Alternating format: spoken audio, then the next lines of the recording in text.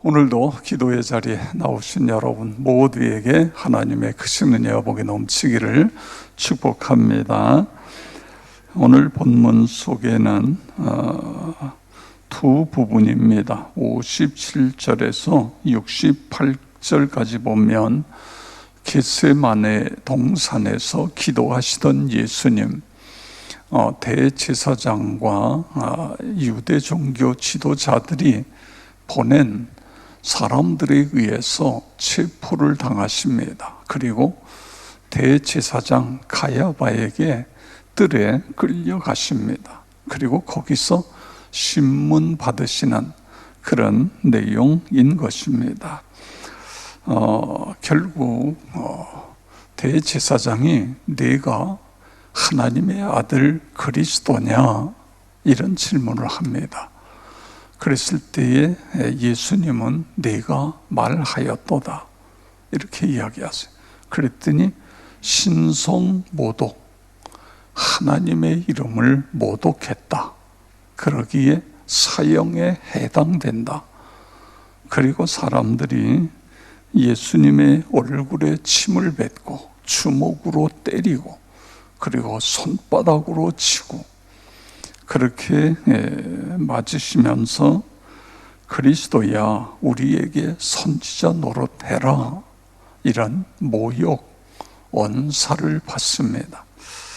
저는 이 말씀을 묵상하면서 제가 지금까지 살아오면서 누구한테 엄한 소리, 마음에 많이 상처가 되는 말을 들으면 거의 며칠 동안은 소가리를 합니다. 잠을 잘 때에도 선잠을 자게 되고 내가 왜 이런 이야기를 들어야지? 내가 뭘 잘못했지? 그런데 예수님은 여러분 생각해 보세요. 누군가가 나를 주먹으로 때리고 그리고 손바닥으로 치고 갖가지 모욕을 하고, 물론 이것이 예수님이 당하신 고난의 전부는 아닙니다. 얼굴에다가 침을 뱉고 만약에 내가 이런 일을 당했다면 나는 어떠했을까? 어떻게 했을까? 이런 생각을 하게 됩니다. 이게 누구 때문에, 왜 예수님이 인간의 몸을 입고 이 세상에 오셔서 그 모진 고통을 다 당하셔야 됐나? 왜 이 수치스러운 이 모욕을 당해야 됐나? 그런 말씀을 묵상하면서 그가 질림은 우리의 허물, 그가 상함은 우리의 죄악 때문이라고 한, 오늘을 읽지 않았습니다만 어제 마지막 56절에 보면 그런 말씀이 있습니다. 선지자들의 글을 다 이루려 함이라. 결국 예수님께서 이렇게 치욕을 받으시고 이런 엄청난 고난을 당하신 것은 이미 하나님께서 메시아를 보내서 인간의 모든 죄를 다 담당하게 하시기 위해서. 그런데 여러분, 사람들은요 오늘 그리스도인들 가운데도 십자가까지만 알아요. 십자가까지만. 예수님이 내 죄를 지시고 십자가에 죽으셨다, 여기까지만 알아요. 그런데 여러분, 예수님이 죽으시고 끝났습니까?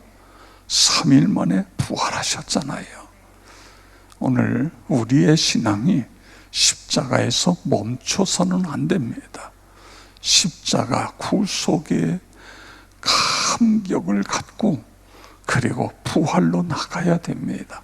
부활의 주를 만나야 되는 거예요.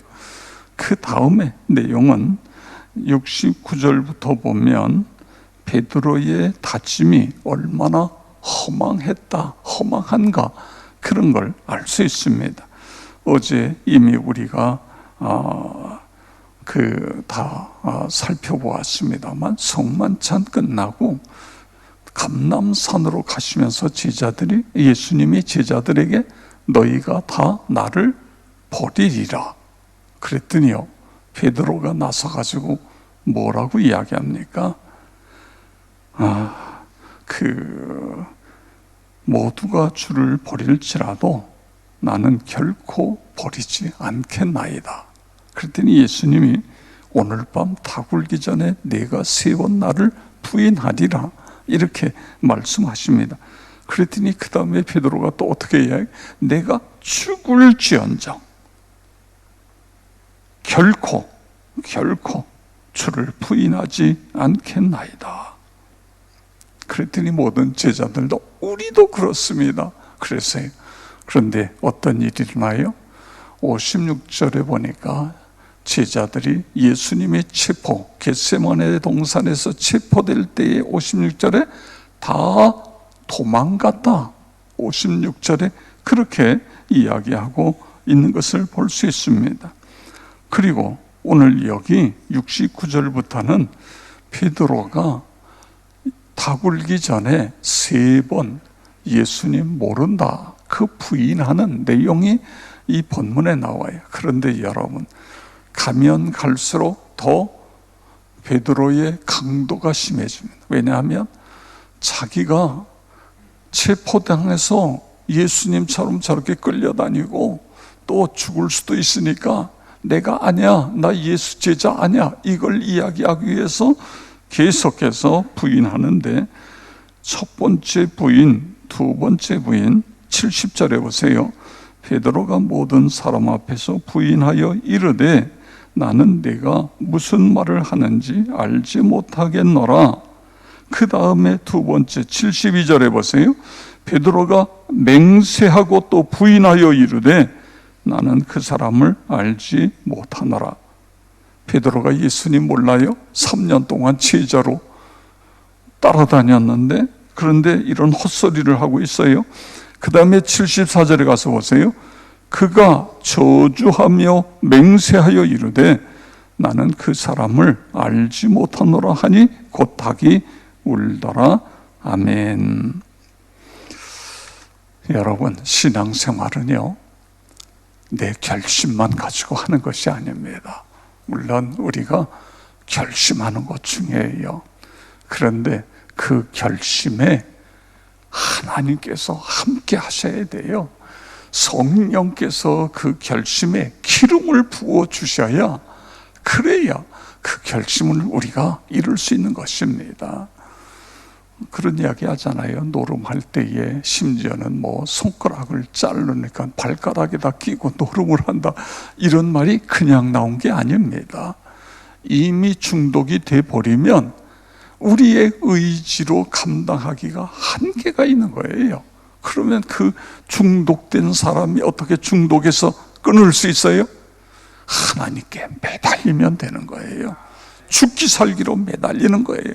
하나님, 이 중독 때문에 내가 망하고 내 가족이 망합니다. 내 자식들이 내 모습을 보고 어떻게 살겠어요? 하나님, 나 좀 살려주세요.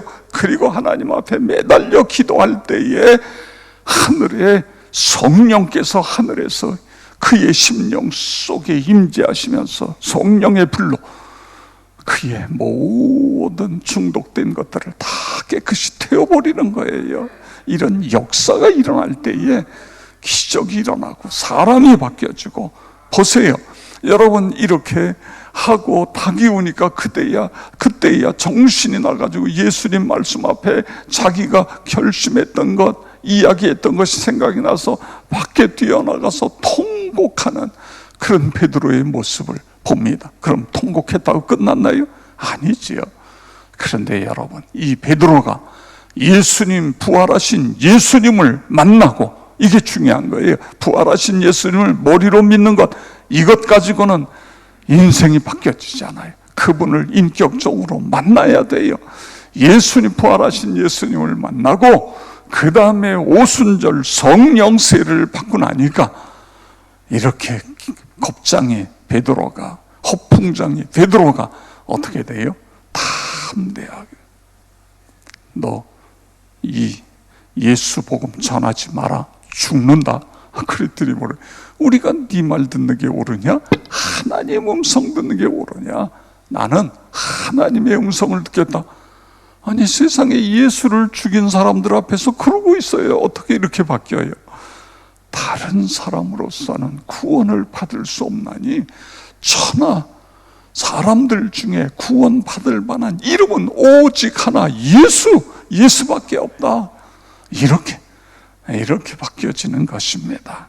오늘 우리가 하나님 앞에 기도하면서 내 신앙이 머리에서 머무르는 신앙이 아니라 가슴으로 체험되어지는 신앙, 그리고 성령의 불을 받는, 성령의 세례를 받고 성령 충만함으로 날마다 감사하며 기뻐하며 살아가는 나와 우리 모두가 되게 주시옵소서. 그렇게 되어지길 주의 이름으로 축원합니다. 아버지 하나님, 감사를 드립니다. 귀한 예물을 올려드립니다. 모든 삶이 감사, 찬양 되게 하여 주실 것을 믿습니다. 사랑하는 종과 가정과 하는 모든 일들, 자녀손들 위해 하나님 복 내려 주시옵소서. 오늘도 새벽을 깨우는 우리 사랑하는 모든 성도 한 분 한 분 기억하시고 안수하여 주시옵소서. 성령 충만하여 하나님 앞에 기쁨이 되고 하나님의 자랑이 되게 하여 주시옵소서. 아버지, 모든 질병, 연약함, 어둠의 세력은 예수 그리스도의 이름으로 묶임을 받고 떠나갈 지어다. 이 시간에 떠나갈 지어다. 아버지, 치유와 회복이 일어나게 하여 주시옵소서. 새벽에 기도하다가 모든 문제 해결받고 사업이 불같이 일어나며 취업의 문이 열려지고 자녀들의 앞길이 활짝 열리는 은혜를 경험하게 하여 주시옵소서. 주님이여, 이 새벽 제단이 기적의 장소, 응답의 장소가 되게 하여 줄 것을 믿습니다. 부흥의 근원지, 행복발전소가 되게 하여 주시옵소서. 우리 다 같이 주여 세 번 부르고 통성으로 기도하겠습니다. 주여, 주여, 주여. 아버지 하나님 감사합니다.